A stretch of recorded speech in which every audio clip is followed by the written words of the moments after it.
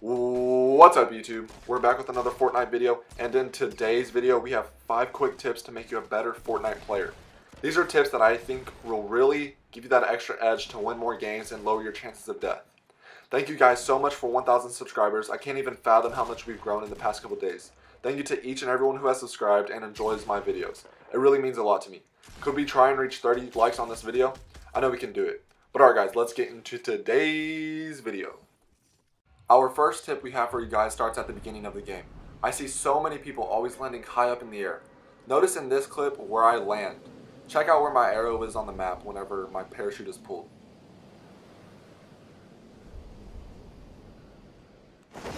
As you guys can see, my position is directly above the river. This allows me to land as low as possible since the altitude of the river is the lowest point for this area.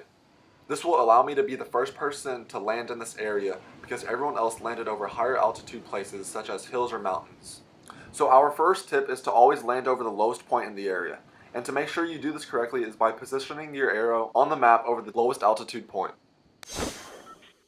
If an AR spawned instead of a shotgun, you can imagine the kind of damage we would have done to those guys because we landed so much faster than them.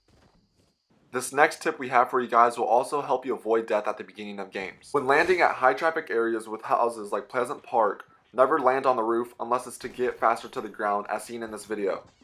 The reason for this is because if you land on the roof and start breaking in, you're putting all your eggs in one basket by hoping there's going to be a chest that spawned in the attic. A gun can still spawn in the attic, but you have way less of a chance rather than finding a gun inside the house. And if that chest didn't spawn like you were hoping it to, and the only weapon spawn in the attic didn't drop a weapon, well, it's time to back out and start a new game. This third tip that I have for you guys is something that I see a lot of players do, and that's standing still. Whether it be when they're in a gunfight, breaking trees, or popping a shield, never run in straight lines or stand still unless you're properly protected by cover. As you can see in this clip, I'm never giving my enemy a free open shot. I'm always giving a harder shot for my enemy either by jumping around, zigzagging, strafing, etc. In just a few seconds you'll see I get an easy snipe on my target because he's aiming down, too busy focused on another target, not making any kind of movement.